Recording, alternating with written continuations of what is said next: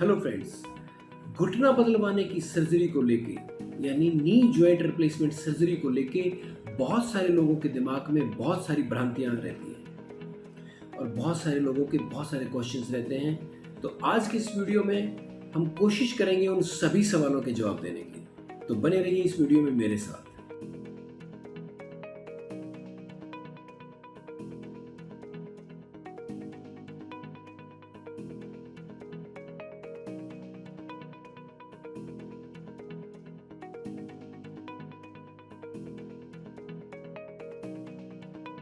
घुटना बदलवाने की सर्जरी को लेकर बहुत सारे लोगों के दिमाग में इसके खर्चे से रिलेटेड काफ़ी क्वेश्चंस रहते हैं कि इसका एक्चुअल खर्च क्या आता है। तो मैं बता दूं कि हमारे संजीवनी प्लस हॉस्पिटल में अगर सभी विदेशी घुटनों के बारे में बात करें तो सबसे सस्ते वाला घुटना हम 1.25 लाख रुपए में चेंज करते हैं और सबसे बेस्ट वाला जो इम्प्लांट अगर यूज़ करें तो 2.5 लाख रुपए तक में चेंज कर सकते हैं। 1.25 लाख से लेके 2.5 लाख रुपए तक की एक रेंज है जिसमें आप अपने हिसाब से घुटना चूज कर सकते हैं।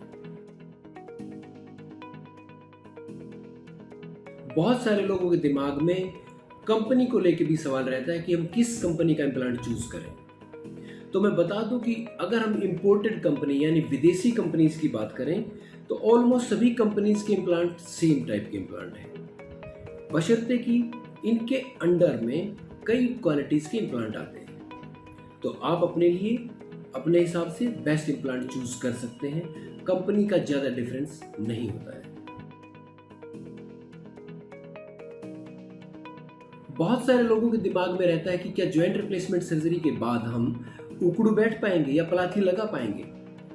तो इसका जवाब ये है कि आजकल जो भी जॉइंट आते हैं वो मोस्टली हाई फ्लेक्स जॉइंट होते हैं, यानी उनमें आप उकड़ू भी बैठ सकते हैं और प्लाथी भी लगा सकते हैं। लेकिन कोई भी डॉक्टर आपको रेगुलर उकड़ू बैठने या प्लाथी लगाने की सलाह नहीं देगा, क्योंकि अगर आप रेगुलर उकड़ू बैठेंगे या प्लाथी लगाएंगे तो जिस जॉइंट को हम सोच के चलते हैं कि 20 से 30 साल तक चलेगा वो जल्दी अपनी पकड़ ढीली कर देगा और आपका जॉइंट 10 साल में हमें रिवीजन सर्जरी करने के लिए मजबूर कर देगा।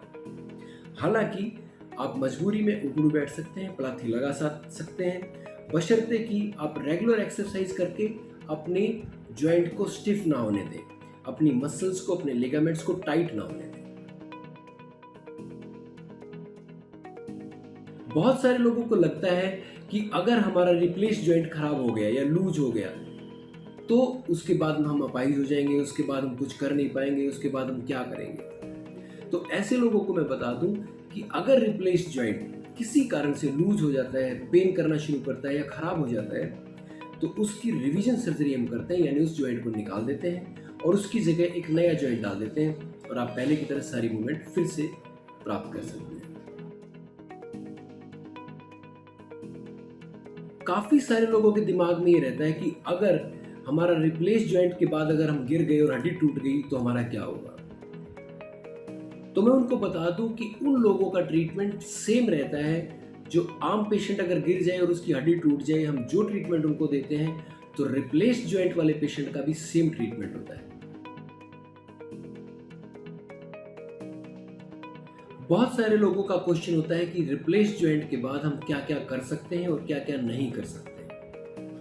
तो आप रिप्लेसमेंट के बाद कितने भी किलोमीटर की सैर कर सकते हैं, कितनी भी सीढ़ियां चढ़ उतर सकते हैं, लेकिन रिप्लेस जॉइंट कभी भी भागने के लिए, कूदने के लिए, दौड़ने के लिए नहीं बने हैं। कोई हाई इम्पैक्ट गेम भी नहीं खेलना है आपने, क्योंकि अगर ये सारी चीजें आप करेंगे तो ये जॉइंट आपकी पकड़ जल्दी ढीली छोड़ देगा, जिसके कारण हमें रिवीजन सर्जरी करनी पड़ती है, यानी इस लूज पड़े हुए जॉइंट को निकालना पड़ेगा और हमें नया जॉइंट डालना पड़ेगा।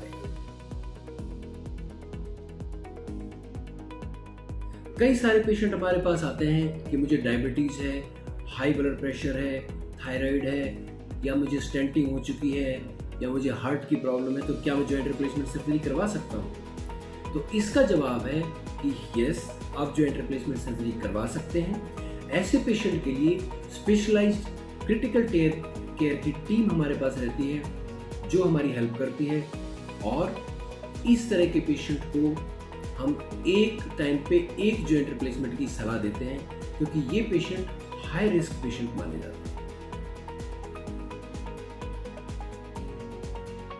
बहुत सारे लोगों का वजन को लेकर सवाल होता है कि मेरा वजन 110 या 120 केजी है, तो क्या मैं जॉइंट रिप्लेसमेंट सर्जरी करवा सकता हूँ?